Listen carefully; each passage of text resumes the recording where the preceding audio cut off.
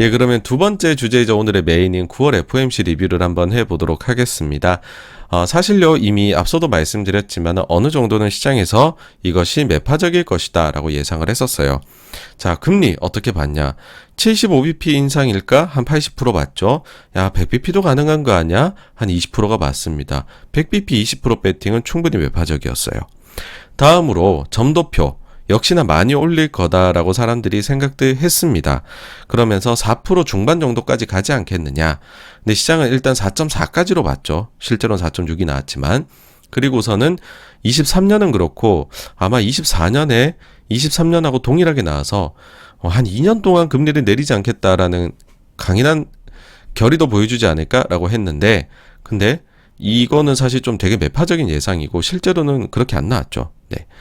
다음으로 QT를 이야기하면서 근데 QT가 이번에 2배가 되는데 계산을 해보면 리파이낸싱 줄이는 것만으로는 모기지를 그만큼 못 줄일 것 같고, 그렇다라면은 QT 금액 2배 증가한 걸 맞추려면 모기지 보유 모기지의 매각도 나오는 거 아니야? 그럼 난리 나는 거 아니야? 라고까지도 봤는데 이것도 안 나왔죠. 그러니까 금리나 점도표나 QT에서는 매파적일 것이다라는, 심지어 이번에 실제 결정된 것보다도 더 매파적으로 예상하는 그런 분들이 꽤 계셨습니다.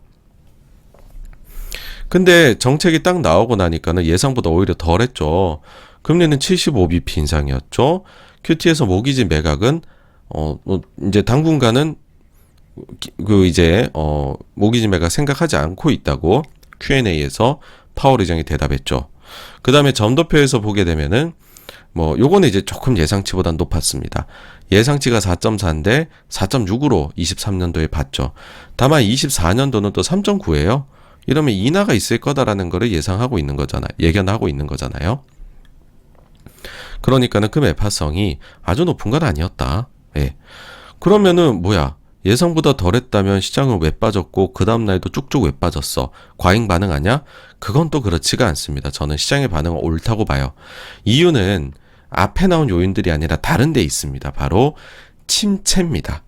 경기 침체에 대한 연준의 인식이 이번 회의에서 이전과 완전히 달라졌다. 이 점을 시장이 이제는 받아들이면서 안 좋게 증시가 내려간 것이죠. 그럼 이제 이런 게 어디에서 느껴지느냐를 오늘 하나하나 한번 말씀을 드려볼까 합니다. 일단은 이 이야기를 하기 앞서 가지고서요, FOMC 회의가 있기 이틀 전인 월요일로 돌아가서 연준의 나팔수 닉 티밀하우스 기자의 글을 한번 보도록 하시죠.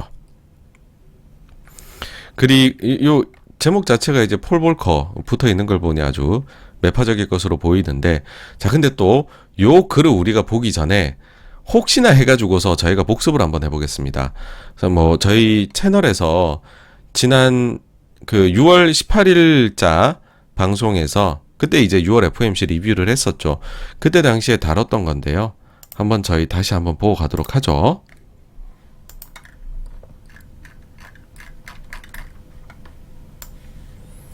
네, 요 자료인데요.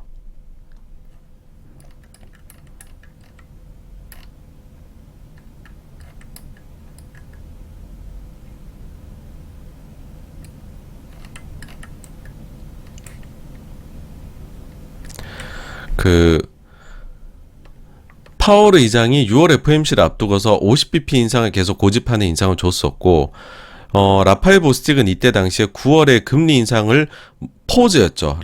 보스틱 포즈, 멈출 수 있다는 가능성도 제기했습니다. 거기다가 심지어 가장 매파 중에 하나라고 지금 불리우는 제임스 블라드마저도 50bp 이 노래를 불러댔었어요. 그래서 사람들이 이거 데이터 봐서는 75 할 것 같은데 연준 위원들 말하는 거 봐서 50 할 것 같아 라고 프라이싱을 하고 있었던 거죠. 채권 시장에서. 그러고서 이제 연준 위원들이 통화정책에 대해 이야기를 못하는 침묵 기간에 들어갔습니다. 근데 그 사이에 뭐가 나오냐? 소비자 물가 CPI가 나왔어요. 근데 이것이 대단히 높게 나왔죠. 예상보다. 이때가 이제 9.1 나왔을 때입니다. 빵 높게 나오니까 연준 신뢰가 이제 박살이 났죠. 그래서 지금 워낙 50을 얘기했으니까 그때 당시 페드와치에서 50bp 인상을 90% 후반으로 보고 있었어요. 근데 지금 물가가 너무 높게 나왔단 말이죠. 그러니까 갑자기 이게 분위기가 좀 변화를 하기 시작합니다. 그런데 그 변화를 이끌었던 게 누구냐라고 하면은 이 계속 얘기 드리는 월스트리트저널의 닉 티밀하우스 기자입니다. 자, 이제 이 기자가 요런 글을 이때 썼었거든요. 연준이 그 다음 주에 75bp를 이제 올릴 것으로 보인다. 그 고려하는 것 같다라고 이제 기사를 썼어요. 요 기사가 월요일 날에 나왔거든요. 근데 어떻게 되었느냐라고 하면은 요 기사 내용이 자, 월요일 오후 이 기사가 발표되는 JP 모건과 골드만을 포함한 몇몇은 이번 주에 75bp 인상할 것으로 예상했다. 투자자들은 금리 선물 시장에서 월요일 오후에 75bp 인상 가능성을 거의 30%로 보고 있다. 원래는 이게 낮은 한 자리였어요. 앞서 말씀드렸지만 50bp 인상을 90% 후반대가 보고 있었거든요. 근데 이 기사가 딱 나오자마자 유력한 IB들에서 75로 선회를 했고 75bp 인상 가능성이 계속해서 선물 시장에서 높아져 가고 있었죠. 자, 여기 나오네요. 금요일 날에 4%였는데 30으로 올라갔다. 근데 이 기사가 게시된 이후에는 이 확률이 75 확률이 90 이상으로 올라갔다. 라는 겁니다. 이게 무슨 말이냐 하면은 연준 입장에서 원래 말을 가지고서 시장의 기대를 변화를 시켜오고 있잖아요. 그게 포드 가이던스 얘기도 하고.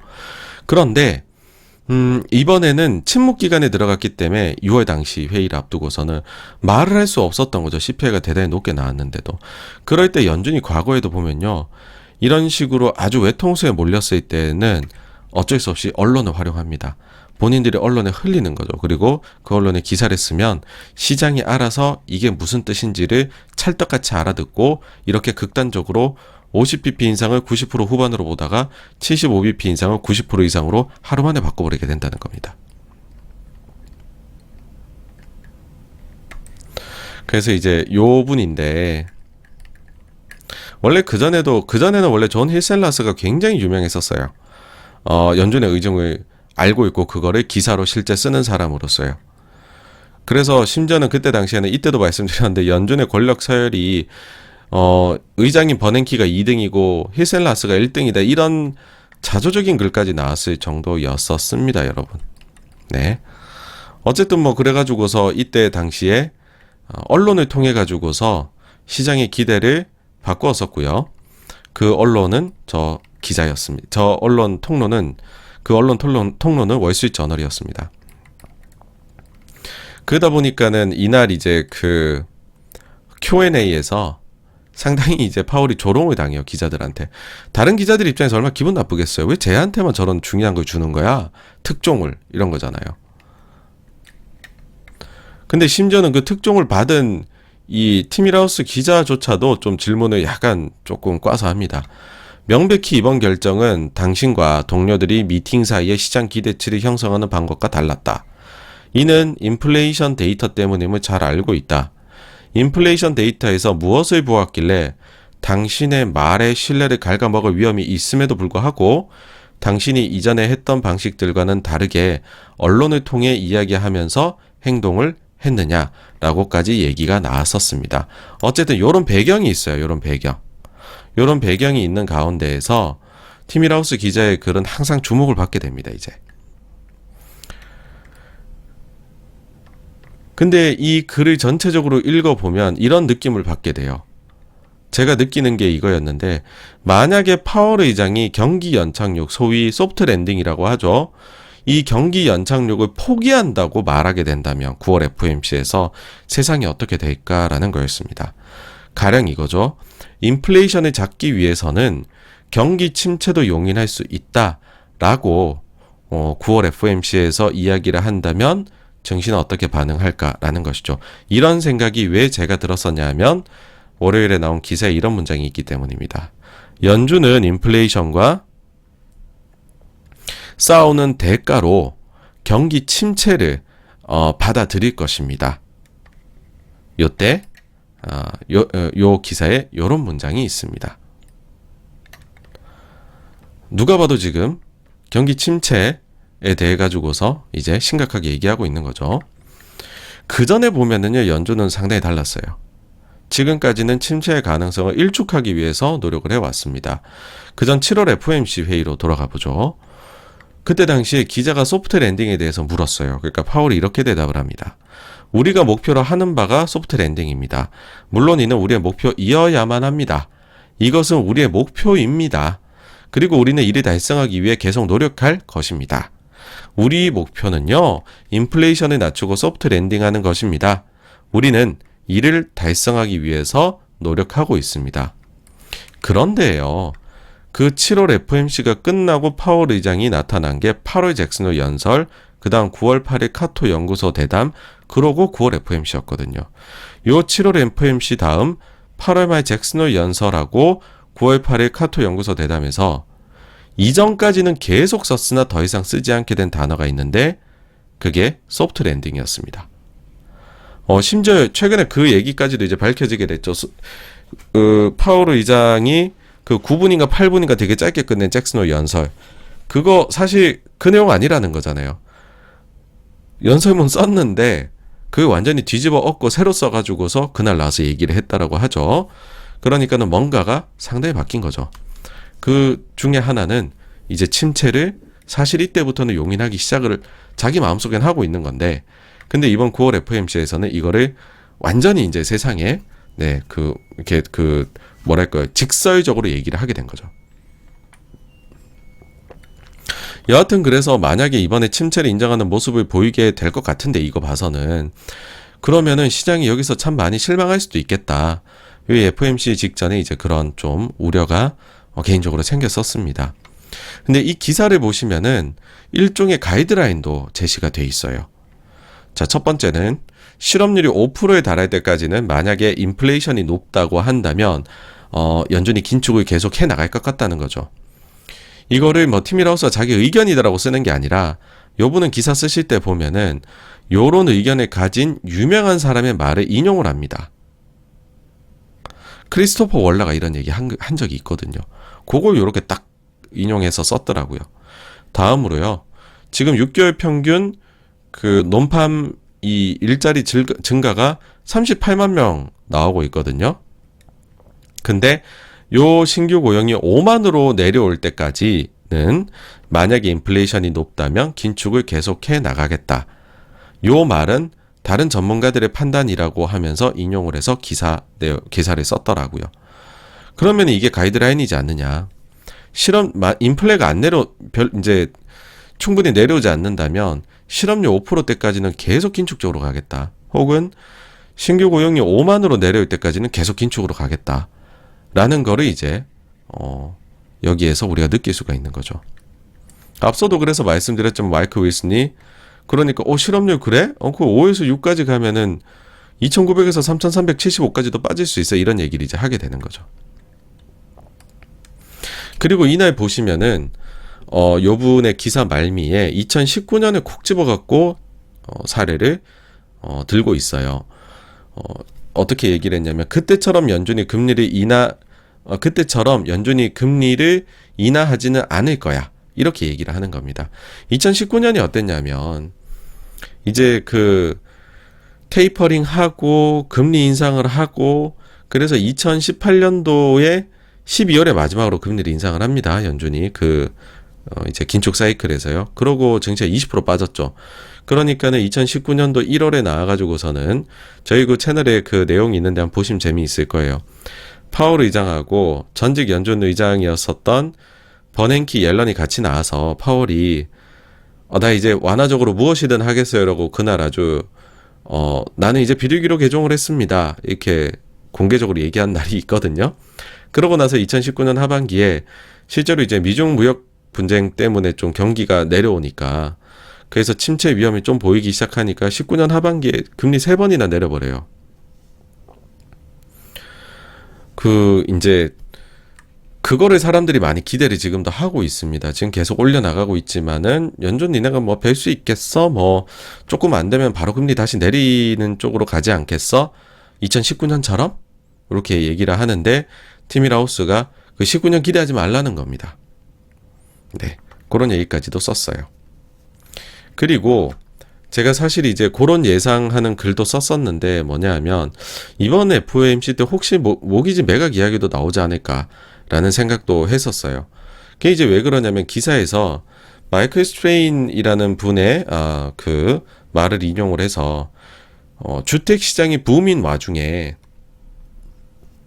그러니까 주택 시장이 되게 좋은 와중에 코로나 때 모기지를 연준이 QE를 하면서 매수한 것이 아주 큰 실책 중에 하나였다, 이렇게 얘기한 부분인데 이거를 기사에서 인용해서 썼더라고요. 그래서 저는 그래, 그럼 모기지 산 게 실책이다, 그럼 모기지 이번에 팔려나? 라고 상당히 1차원적으로 생각을 했죠. 근데 실제로는 요 발언은 어떤 식으로 지금 파월의 결정에서, 연준의 결정에서 나왔냐 하면 주택 가격의 추가 조정을 바라는 멘트로 나왔죠. 예. 그러니까 이제 핀트를 제가 좀 잘못 잡은 거죠. 모기지 파는 거냐 했는데 그게 아니라 실제로는 주택 시장에 대해서 좀 더 강하게 얘기하는 그런 쪽으로 나왔습니다. 그래서 결론적으로 보면은 그날의 기사 거의 내용대로 FOMC는 나왔어요. 그래서 시장의 기대를 역시나 여전히 지금도 언론을 통해서 하고 있다라고 봐야 될 것 같아요. 그런 의문도 드실 수가 있어요. 아니, 아무리 그래도 그 뭐 침체 걱정 사람들이 하루 이틀 했냐라는 거죠. 안 했던 것도 아닌데 무슨 파월이 그거를 갑자기 인정하면 세상이 그렇게 달라지는 거냐. 예, 달라집니다. 그게 이날의 주가 변동으로 설명이 가능해요. 그 이날의 그 시간대별 움직임이거든요. S&P 500의 그 FOMC 날에 보면은 그 우리 시간으로 3시죠. 새벽에 이때 정책 결정, 뭐 금리나 뭐 QT, 그 다음에 점도표, 그리고 경제 전망 이런 게 한꺼번에 성명서랑 해서 다 발표가 됩니다. 근데 성명서는요, 첫 줄만 조금 바뀌었어요. 표현이 진짜 아무것도 바뀐 게 없어요, 여러분. 그 다음에 금리하고 QT도 별 게 없었죠. 중립금리 전망은 물론 좀 높아졌어요. 예상보다는. 그 다음에 경제 성장률 전망치는 이제 크게 하향이 됐고, 실업률이 자연 실업률이 또 상회에서 올라갔고, 뭐 이런 것들이 있었죠. 그러면서 증시가 1% 훅 빠집니다. 그러니까 이거는 조금 더 말씀을 한번 드려볼게요. 이렇게만 말씀드리면 좀 이해하시기 어렵겠네요. 자, 일단 사람들이 많이들 중립금리가 올라갔다는 얘기하면서 이게 제일 매파적이었다라는 얘기는 하는데 저는 뭐 그렇게까지는 안 봅니다. 다른 요소들을 복합적으로 봐야 된다고 보거든요.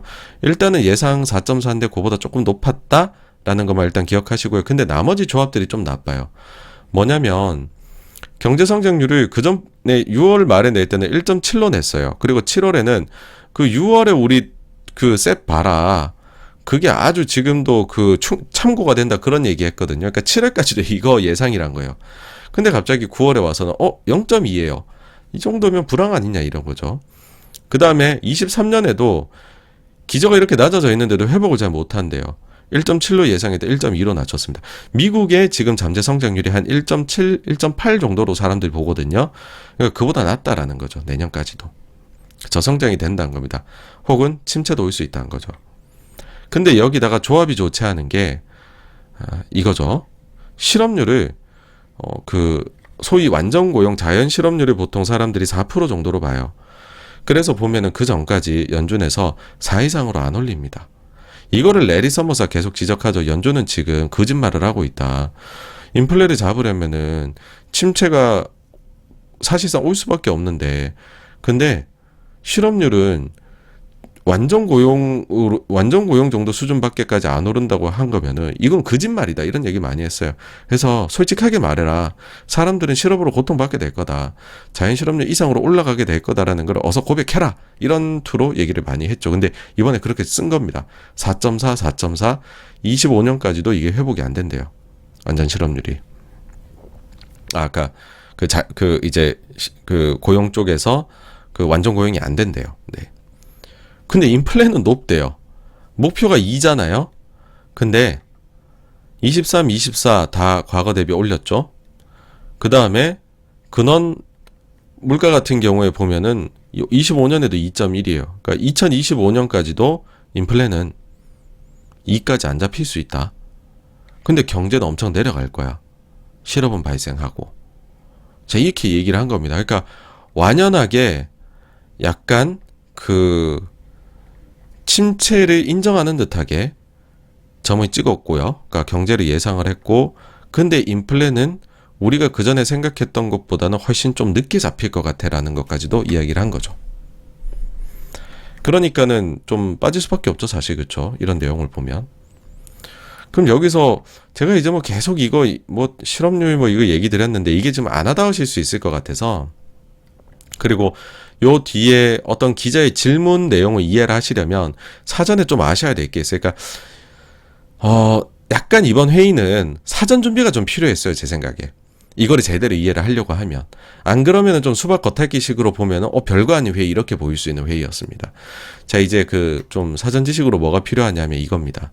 요게 이제 미국의 실업률 쭉 이렇게 장기 데이터하고 요 회색 부분이 경기 침체 나왔을 때입니다. 그리고 제가 요거는 이제 정리를 한 건데, 침체가 왔을 때는 실업률이 올라가더라는 겁니다. 아니, 실업률이 올라가면 얼마 이상, 그러면 침체는 반드시 왔다라는 거예요. 그게 어느 정도냐라고 하면, 자, 실제 침체가 왔던 시기고요.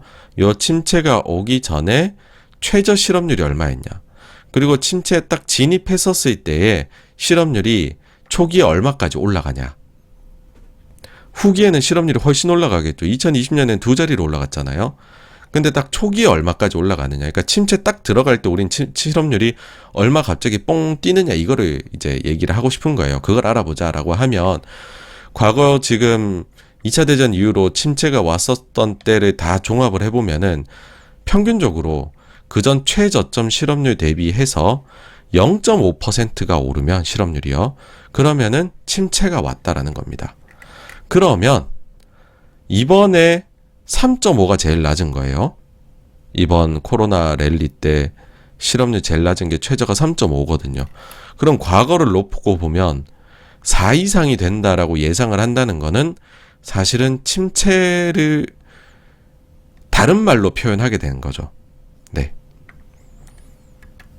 그러니까는 이거는 이 숫자 쓴다는 건 침체 얘기를 하고 있는 것 아니냐, 이런 이제 의문이 충분히 나올 수밖에 없는 그런 배경이 된다, 뭐 그런 겁니다, 여러분. 어쨌든 뭐 그런데 그 뒤에 보시면은 증시가 또 급반등을 해요. 이거는 또 제가 볼 때는 어떤 이유냐라고 하면 3월 FOMC 이후 3월 FOMC부터 해가지고요, 파월이 FOMC 내 인터뷰만 하면 주가가 올랐어요. 그것도 크게 올랐어요. S&P 500이 평균적으로 2.33%가 올랐더라고요. 파월 FOMC 때 말만 하면. 그러다 보니까는 시장에서 야, 그래도 뭐 좀 좋은 얘기 하겠지. 사실 이런 현상은 잭슨 홀 때도 있었습니다. 처음에 파월에 그 연쇄문 나와서 매파적인데도 매파적에서 증시가 한번 내렸다가 파월이 말하고 있는 중에는 계속 올라갔었어요. 그리고 말 끝나자마자부터 떨어졌거든요. 이번에도 비슷한 현상입니다. 심지어는 질문자 1하고 2번 질문자 얘기, 그들이 질문 티키타카 할 때까지만 해도 증시가 계속 올라가요. 플러스 1로 막 전환되고 그랬죠. 근데 그 뒤에 이때부터 쭉 내려갑니다. 왜냐?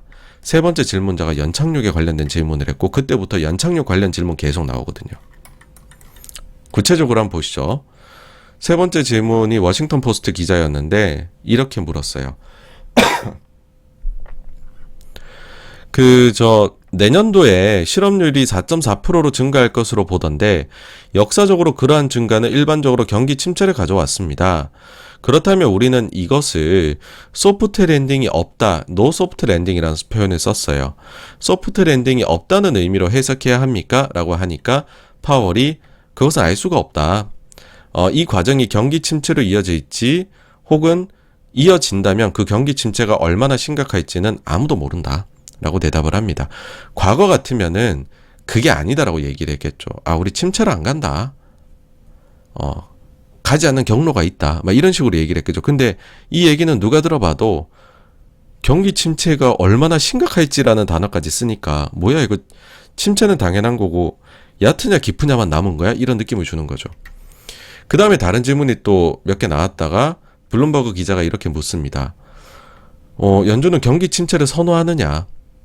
4.4%의 실업률이라는 것은 130만 개 일자리이다. 확률을 어떻게 보느냐, 침체에 대해서. 이렇게 물어봐요. 그러니까는 파월이 확률은 모른다. 다만 성장률 예상치 봐라. 그게 올해는 0.2%, 내년에는 1.2%에 불과하다.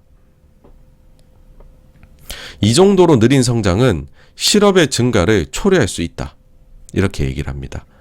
역시나 여기서도 느껴지는 거는 침체에 대한 강렬한 향기죠. 그렇죠? 그러고 또 이런 이야기를 해요. 파월 의장이 인플레이션을 낮추는 고통 없는 방법이 있으면 좋겠습니다. 하지만 그런 방법은 없습니다. 다음으로요. 또 한 번 다시 이제 그 고통 없는 방법은 없다라고 이야기를 한 후에 추가로 덧붙여서 수요와 공급을 다시 맞춰야 합니다. 그리고 이를 위한 우리의 방식은 경제를 둔화시키는 것입니다. 바라건대 우리는 경제를 둔화시키고 노동시장 상황이 완화되기를 원합니다. 자꾸 이제 경기 침체를 용인하는 듯하게 말을 하니까 한 기자는 이렇게까지도 이제 이게 팍스인데 질문을 해요. 미국인들은 여기서부터 언제까지 경제적 고통에 대비하고 있어야 하는 건가요? 예. 그러니까 고통은 알겠고 그럼 그거 언제까지인데? 예. 근데 이날 계속 빠져갖고서 저점에서 끝나거든요. 그 왜 그러냐면 마지막에 파월이 결정타에 날립니다. 최근 미국 주택시장에서 급속 냉각이 펼쳐지고 있는 점에 대해서 질문이 나왔는데 파월이 추가 조정이 필요하다라고 이야기했고요. 그 다음에 최근 발표된 CPI에서 주거비가 높았던 점, 요거에 대해서 기자의 또 질문이 있었는데 파월이 주거비는 한동안 높은 수준이 유지될 것이라고 생각합니다. 해서 좀 인플레가 빠르게 내려오는, 그래서 비둘기 피봇이 되는 것은 좀 꿈꾸지 마라. 주거비 한동안 높을 것 같아. 예, 그런 답변을 했죠. 그래가지고서는 이날 이제 이런 식의 시장 반응이 나왔던 거다. 이렇게 얘기를 드릴 수가 있을 것 같아요.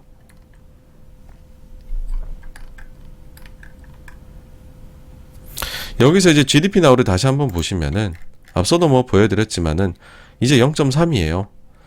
1, 2분기 마이너스 나왔을 때 침체를 그냥 말했으면 되는데 이때 당시에 침체 아니다. 뭐 소비 이렇게 좋은데 어떻게 이게 침체야 했고 실제 NBER에서도 뭐 침체 선언을 안 했죠. 근데 지금은 뭐 이거는 진짜 변명의 여지가 없습니다. 지금부터는. 여기서 진짜 마이너스로 가면요. 자, 그러면 이런 생각들 많이 드실 수 있을 것 같아요. 파월이 도대체 왜 이러는 걸까? 저 개인적인 생각은 이렇습니다. 유가나 커머더티 이런 쪽에서의 특별한 변수가 없다면 인플레 피크아웃의 가능성은 매우 높다라고 생각을 합니다. 그래서 이번 이 인플레라는 이 그 아주 골치 아픈 상대를 만나서 제 생각에 지금 미국 그 이제 연준이 처음으로 승기를 잡은 것이다라는 생각이 들어요. 그러다 보니까 인플레이션의 기대 심리를 이번에 좀 확실히 꺾고 가겠다. 그러니까 승기를 잡았으니까 여기서 카운터 펀치를 날리고 싶다라는 것으로 보입니다. 근데 이제 제가 아주 최강 매파는 아니다라고 말씀드렸잖아요. 그러니까 만약에 이제 비둘기하고 매로에서 강도를 5단계로 나눈다면, 그래서 5단계가 뭐 최강 매파다, 1단계가 최강 비둘기고 그렇게 나눈다면 저는 이번 회의에서 파월의 발언들은 한 4단계 정도의 매파성이었다고 생각을 합니다. 예, 그렇게 보는 이유는 질의응답에서 곳곳에서 약간 피봇의 향기를 보여줬어요. 대표적인 게 뭐냐면 이제 이런 게 있었어요. 점도표상으로 그러면 올해는 120으로 올리고 내년에 또 한 차례 인상이 있는 걸로 보인다. 그러면 올해 회의가 2번 남았으니까 125 오케이. 그럼 프론트 로딩 니네가 한다고 했으니까 75, 50, 내년에 25 요렇게 이제 앞으로 3번 회의에서 인상하게 되냐라고 질문을 해요. 그러니까 진짜 그냥 어떻게 보면 아주 아주 원색적인 질문을 한 거죠. 야, 75, 50, 25야? 니네 거 보면 그렇게 나오던데 알려줘. 이렇게까지 이제 물어본 건데, 그러니까 파월이 이제 좀 재밌는 발언을 합니다. 여기서 올해 125라고 우리가 지금 점도표 찍혀 있긴 한데 100bp 인상을 주장한 그룹도 크다라고 답변을 해요. 그러니까 이거는 무슨 말이냐 하면 이게 올해 점인데 이 점 찍은 사람들의 한 표 차이예요. 한 표 차이로 125가 찍혀 있습니다. 한 사람만 위에서 아래쪽을 찍었으면 100이 찍혔어요, 이번에. 그러니까 이 말은 뭐냐면 한 표 차이였다는 거고, 그러면 만약에 인플레이션이 연내에 빠르게 내려오는 모습을 보인다면 올해 두 번 남은 회의에서 50-50 인상이거나 75-25 인상으로의 선의 가능성도 엿보인다는 거죠. 굳이 100bp 주장 그룹도 크다라는 말을 파월이 한 것을 보면은요. 네, 지금 박빙입니다. 박빙. 그래서 연준이 아직까지 비둘기 피봇의 향기를 영 지운 건 아닙니다, 여러분. 그리고 좀 재미났던 거는 이제 워낙 침체를 약간 좀 거의 뭐 침체와도 어쩔 수 없고 뭐 이런 식으로 파월이 변한 걸 보니까는 기자들이 눈치를 빨리 채고 질문의 결을 바꿔버려요. 뭐냐 하면 그러면은요 혹시 연준이 과잉 긴축하면 어떻게 되나요? 아니면은 과잉 긴축을 하고 있다는 그 증거 어떻게 찾을 수 있나요? 이런 질문이 이제 나옵니다. 그러니까 한 단계 더 나가는 거죠. 니네 그러다가 오버킬 하는 거 아니야? 또 이번에는 작년에는 트랜지토리 해가지고서 올려야 되는데 제때 못 올렸다면 이번에는 과도하게 올려서 문제 발생하는 거 아냐? 라는 질문하는데 일단은 파월 의장이 아직은 이제 인플레가 지금 너무 높으니까 인플레 얘기만 그냥 쭉 하다가 끝냅니다. 이런 류의 질문에 대해서는요. 근데 요게 이제 그 다음 회의부터는 제가 볼 때는 주요한 기자들의 질문이 되지 않을까 생각을 해요. 그리고 이게 이제 비둘기 피봇 언제냐 하고 동의어가 되겠죠. 추가로 말씀을 드리면 이번 점도표 정도면 이제 그 미국 금리 인상 저 정도까지만 하면 되는 걸로 진짜 현실성 있는 그런 숫자가 나온 거냐. 그런 것들이 이제 제가 방송 나가보니까는 이 작가님들이나 앵커분들께서 질문을 많이 주시더라고요. 공통된 질문이었어요. 여기에 대해서 제가 한번 답변을 드려보자면 연준이 이번 긴축 사이클에서 긴축을 시작한 이래로 처음으로 현실에 부합하는 금리 예상치를 연준 위원들이 찍은 것이 아닌가라고 생각합니다. 처음으로. 예. 어쨌든 근데 이제 현실에 부합한 수준에 놓은 거죠. 그래서 만약에 인플레이션에서 추가적으로 특이한 요인이 없다면 개인적으로 이 점도표로 이번 하락장을 넘어가는 게 가능하지 않을까라고 생각합니다. 그러니까 4.6이라는 숫자 정도면 뭐 이건 맥센스하다 그런 생각을 해요. 이 계산은 어떻게 나오냐 하면은요. 이 1960년 이후로 해가지고 소비자 물가 지수 중에 CPI하고 그다음 연준이 보고 있는 그런 목표라는 PCE. 예. 그 다음에는 FFR을 이제 편의상 그냥 기준금리라고 해가지고서 한번 해보죠. 그렇게 하면 미국의 CPI가 보통 PCE 물가지수보다는 평균적으로 0.5% 높았습니다. 다음으로 연준의 기준금리는 그 CPI보다 평균적으로 1.05%가 높았습니다. 그러면은 기준금리가 그러니까는 이렇게 보시면 돼요. PC보다 CPI가 0.5가 높고, 그러니까 CPI가 PC보다 0.5가 높고, 그 다음에 기준금리가 CPI보다 1.05가 높았다. 그러면 기준금리는 PC보다 1.5% 높으면 현실적이다라는 것이겠죠, 그렇죠? 그러면 좀 더 버퍼를 줘가지고서 한 1.5에서 2 정도가 높다라고 하면은 그러면은 이거는 이제 평균적인 숫자니까는 여기서는 이 정도 인플레하고 금리하고 격차가 발생하면 인플레가 좀 누그러질 수 있는 거 아니냐 이렇게 생각해 볼 수 있는 겁니다. 자, 다시 이제 경제 전망으로 돌아가 보죠. 2023년도 PCE 물가지수 예상이 2.8%입니다, 여러분. 그렇죠? 여기 2.8이 나와 있죠. 근데 기준금리에 대한 예상은 4.6입니다. 요 둘의 차이가 1.8이에요. 앞서 제가 얼마라고 했죠? 1.5 정도 높으면 현실적이라 했죠. 이보다 높아요. 이게 긴축 사이클 들어오고 이 1.5보다 높아진 게 이번이 처음입니다, 여러분. 그래서 제가 이걸 보고서 만약에 이제 그래서 물가에서 특이성이 더 이상 나오지 않는다면 연준이 이제 그 말하는 요 금리 목표 레벨은 인플레를 잡을 수도 있지 않을까 그런 얘기를 한 겁니다. 네. 그전 회의를 한번 기준으로 보죠. 그전 이제 6월달 예상을 보면 PCE 물가 지수가 2.6. 근데 연준에서 금리는 3.8까지 올리겠다 라고 점을 찍었죠. 그렇게 놓고 보면 2.6하고 3.8 차이 1.2잖아요. 요보다 낮죠. 그쵸? 그래서 요때까지만 해도, 요거 좀 금리 올리는 거 좀 부족한데, 이렇게 말씀을 드렸던 거죠. 그래서 지금은 일단은, 처음으로 아주 현실적인 숫자가 나왔다. 네. 그렇습니다. 그러면 그 다음으로 제가 또 방송 나가서 제일 많이 받았던 공통 질문이, 그럼 미국은 그러면은 우리는 이제 한국에 살고 있으니까 한국에서는 어떻게 한국은행이 대응을 할 것 같느냐? 그런 이제 질문 많이 받았습니다. 한미 간의 기준금리가 역전된 구간이 총 3번이 있었어요. 요 3번을 다 보시면 거의 한 100에서 125bp 정도 역전이 되고 나서는 다시 격차가 줄어들었습니다. 지금은 이제 다시 이제 역전이 일어났는데, 그러면은 과거로 봤었을 때 한 100에서 125 정도까지 벌어지고 나면 끝나니까는 이제 피크가 그 정도 수준이란 거잖아요. 그렇게 했었을 때 미국이 지금 4.6 이야기가 나오고 있으니까, 자, 그러면 4.6에서 한 100을 빼면은 3.6? 그럼 뭐 3.5에서 3.75? 그러니까 뭐 이제 3% 중후반 정도로 우리가 생각해 볼 수 있는 거죠. 그러면 현재가 한국은행이 2.5니까 여기에서 한 1에서 1.25, 25bp씩이라면 한 4에서 5회 정도 금리를 더 올리면, 우리도 만약에 지금 미국이 본인들 얘기한 대로 숫자가 나온다라고 가정을 하면요, 그러면 우리도 요 정도까지 올리고 나면 이번에 인상 사이클이 종료가 될 수도 있다라는 것이죠.